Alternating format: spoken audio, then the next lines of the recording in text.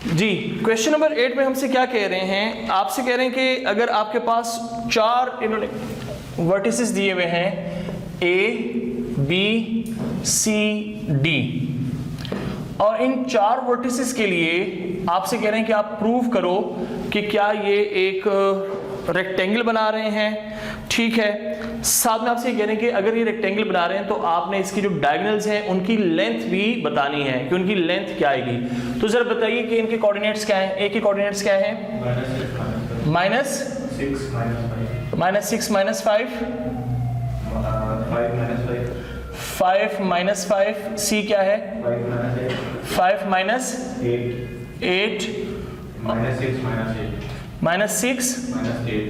-8।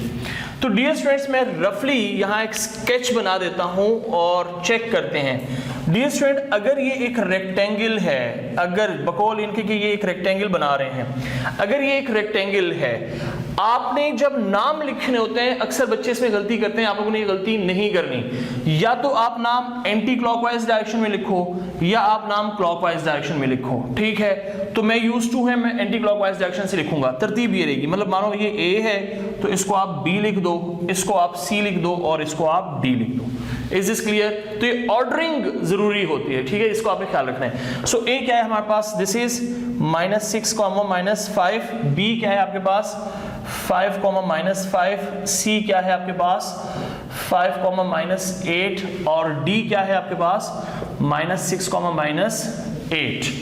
ठीक है, एक तो हमने ये शो करना है कि ये रेक्टेंगल बना रहे हैं। दूसरा हमसे ये कह रहे हैं कि अगर ये रेक्टेंगल बन जाता है तो आपने इसके जो डायगोनल्स हैं इनकी लेंथ को भी फाइंड आउट करना है। तो इसके अंदर 2 डायगोनल हैं। डायगोनल ऐसी लाइन होती है जो ऑपोजिट कॉर्नर्स को, इन वर्टिसेस को मीट करती है। ठीक है, एक डायगोनल ये हुआ और एक डायगोनल आपके पास ये हो रहा है। ठीक है, ठीक, तो ए सी और बी डी इन दोनों डायगोनल्स को आपने फाइंड आउट करना है, इनकी लेंथ को भी फाइंड आउट करना है। तो चलो सबसे पहले हम देखते हैं कि हमारे पास क्या ये रेक्टेंगल है। रेक्टेंगल की कंडीशन क्या है? 4 sides are not equal, opposite sides are equal।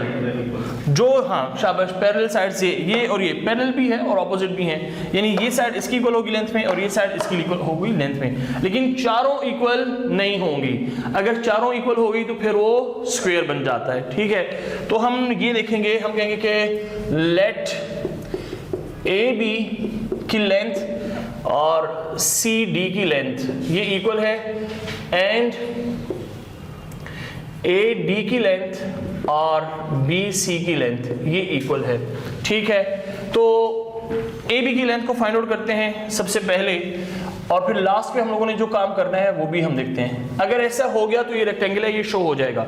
उसके बाद हम लोगों ने इनके डायगोनल की लेंथ फाइंड आउट करनी है, वो लास्ट पे करेंगे। ठीक है, तो चलो ए बी की लेंथ को फाइंड आउट करो, बताओ क्या आएगा। ए बी की लेंथ क्या आएगी? ए बी ये 5 है, ये -6 है, तो ये क्या हो जाएगा? 5 + 6 होल स्क्वायर प्लस वही फॉर्मूला, डिस्टेंस फार्मूला, -5 माइनस फार्मूले के माइनस ये माइनस माइनस प्लस हो जाएगा, तो -5 + 5 whole square. So this becomes 11 square plus 0 square और ये सिंपली 11 आ जाएगा। ठीक है, 0 है ना, मीनिंगलेस है, खत्म। 11 के स्क्वायर का square root cancel out, simply 11 रह गया। अब आपके पास आ जाएगा क्या? सी डी को आपने फाइंड आउट करना है। तो सी डी क्या आ जाएगा?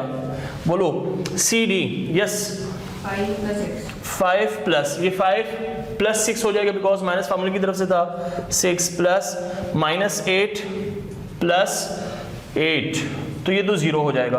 तो दोबारा से हम देख रहे हैं कि क्या हो गया? 11 का स्क्वायर रूट से स्क्वायर रूट कैंसिल, 11 बच गया। सो हम देख सकते हैं कि ए बी और सी डी तो आपस में इक्वल हैं या नहीं है? तो नाराज क्यों, बताओ ना, है ना?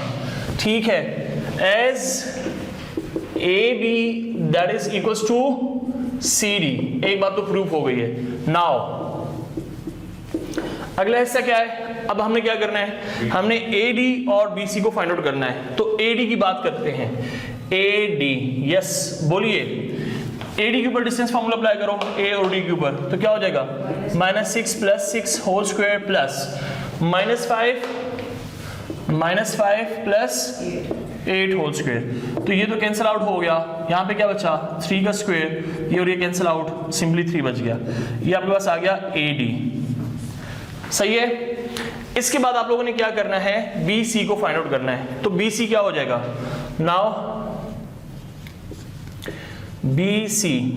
BC का डिस्टेंस क्या हो जाएगा,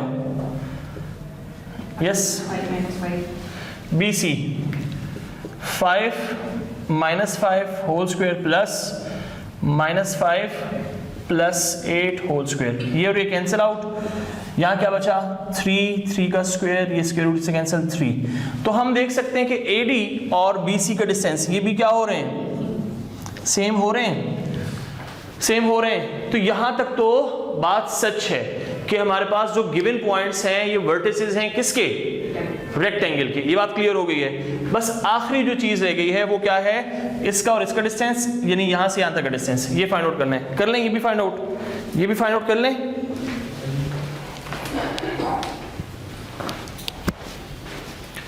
तो अब हम डायगोनल के डिस्टेंस फाइंड आउट करते हैं। डिस्टेंस ऑफ डायगोनल्स,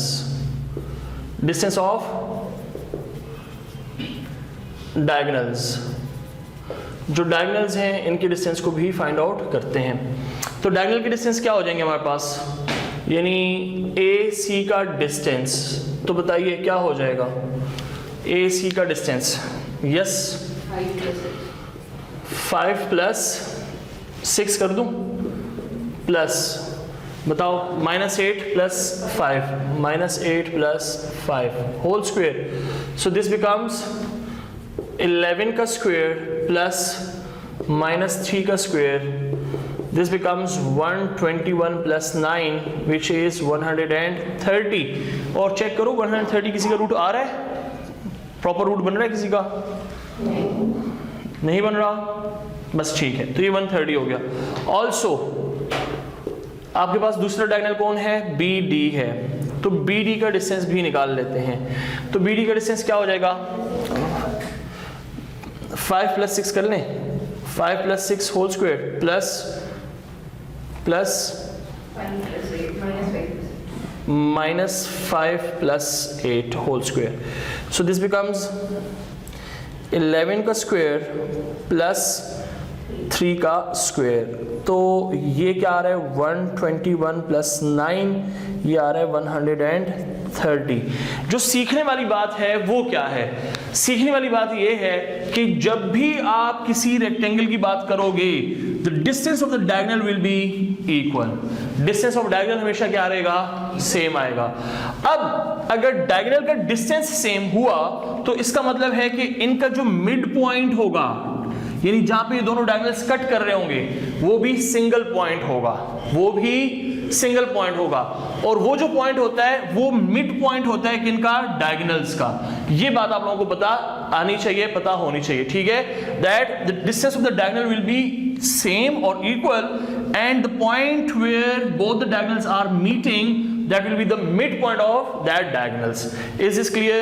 चलें जी, कल को आप लोगों से इस तरह करके भी पूछा जा सकता है, ठीक है। That's it, बस।